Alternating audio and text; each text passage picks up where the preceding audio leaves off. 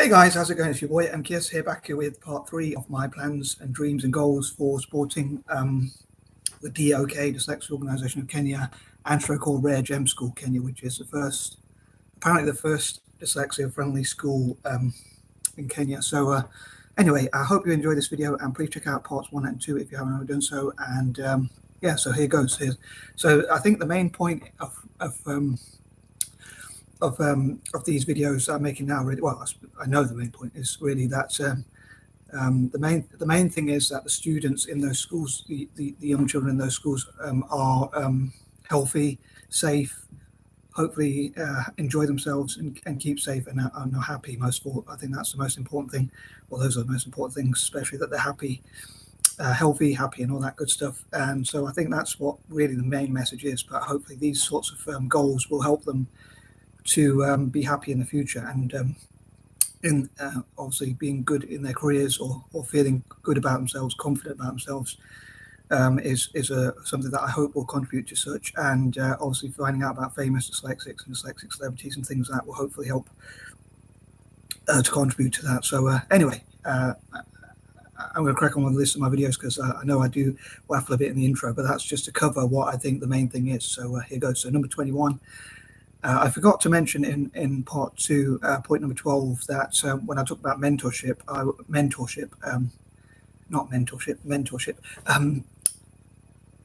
that I would love for like famous and successful dyslexics such as Richard Branson, Jamie Oliver, Craig McCaw, who's another dyslexic billionaire, just like Richard Branson, and Charles Schwab and people like that, and maybe even companies that are owned by dyslexics, to own their own academies for training young dyslexic people in parts of Africa and Asia, including obviously the Rare Gems, or the Gems as we call them, to set up their own centres to train them in areas like STEM or business, and have different sort of academies or schools which could be connected to a gem, or at least of some sort of training programs for Rare Gem as well, and that sort of thing. So I hope that made sense. But yeah, maybe even one day the famous and successful dyslexics can visit schools like Rare Gem and help the students as much as they can, pass on their skills and knowledge. And people could also send books and things like Richard Branson's books, or Richard Branson might be able to send, if this video somehow reaches people like Richard Branson, they could send their own videos or their own books, or make their own recorded messages talking about inspiring the students, and organizations like Made by Dyslexia, Dyslexia Advantage, and others could send like videos to inspire them. I normally share videos with people in Asia and Africa about famous and successful dyslexics with dyslexia groups, so that they can hopefully be inspired. The reason why I support Rare Gem rather than at the moment, and it's the only school I support at the moment, is because I'm sort of connected to Nancy, who's the founder, as I said before, on Facebook. So I'm not connected to at the moment any dyslexia-friendly schools or special needs schools in parts of Asia or other parts of Africa at the moment. But it's not because I haven't tried or not, or because I don't want to support them as well. So hopefully whatever successes I can have at Rare Gem, hopefully if I can, and other people who work with Rare Gem, we can replicate that success and learn what we've achieved to share it with other parts of Asia and Africa and other dyslexia-friendly organizations and schools. And if I can remember my train of thought, I was going to say something, but it's gone. That might be dyslexia as well. But yeah, that might be the dyslexia as well. But anyway, sorry, moving on. Number 22, on that note, yeah, I would love to see how they can be supported in the future, Rare Gem, and also work with other dyslexia-friendly schools. Rare Gem could network with them, but I also hope to support schools across Malaysia, India, in particular, and Indonesia and Singapore, and all over Asia. As I often talk about, I'd love to connect with any dyslexia-friendly organizations, schools, or anything like that, or N.G.O.s generally, not just for learning disabled people, but or dyslexia or A.D.H.D people, but specifically for such, but also any sort of charities or N.G.O.s that I think genuinely we probably help people in developing countries all around the world.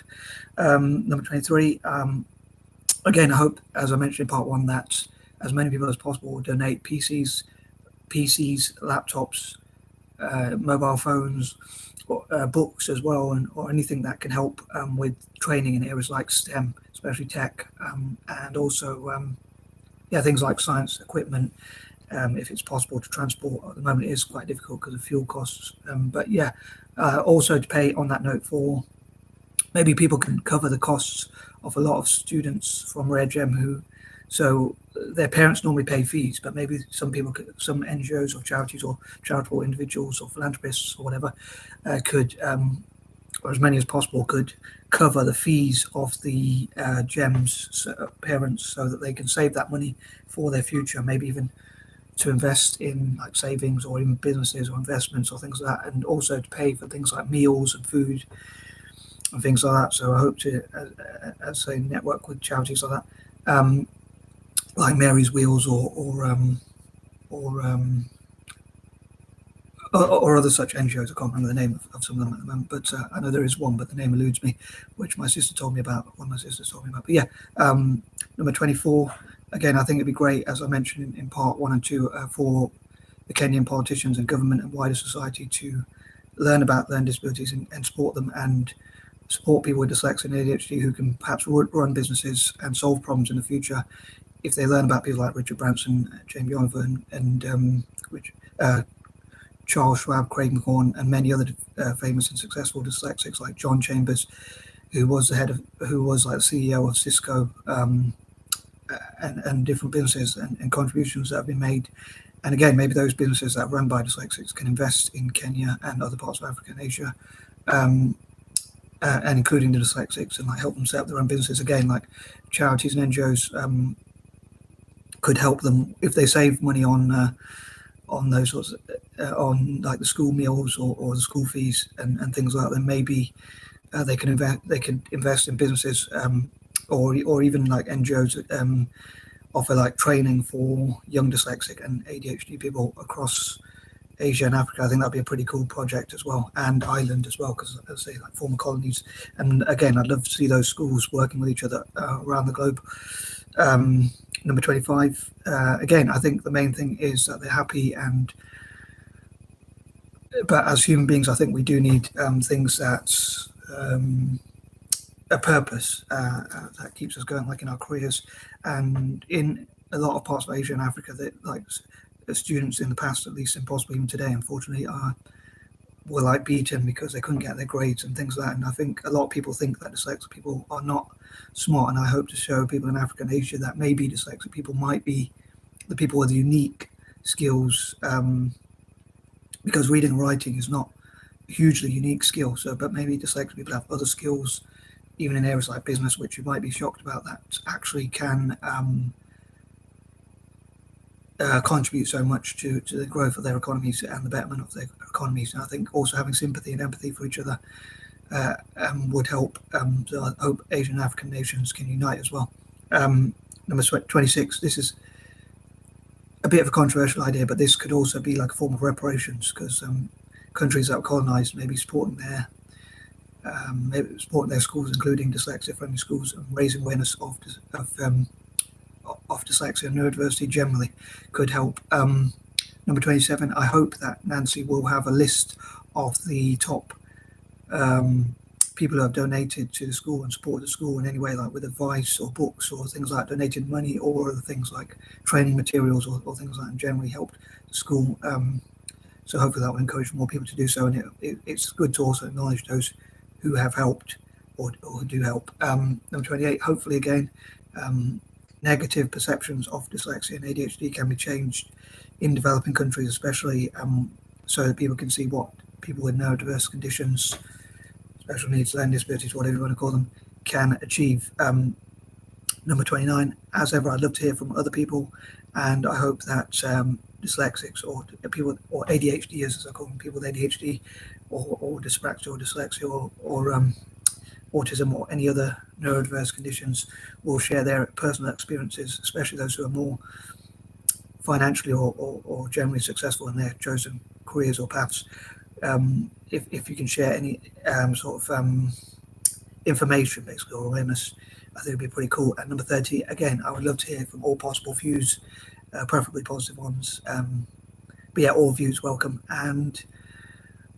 hopefully finishing on a positive, yeah, hopefully in the future, the rare gems future, the gems future will be bright, most importantly.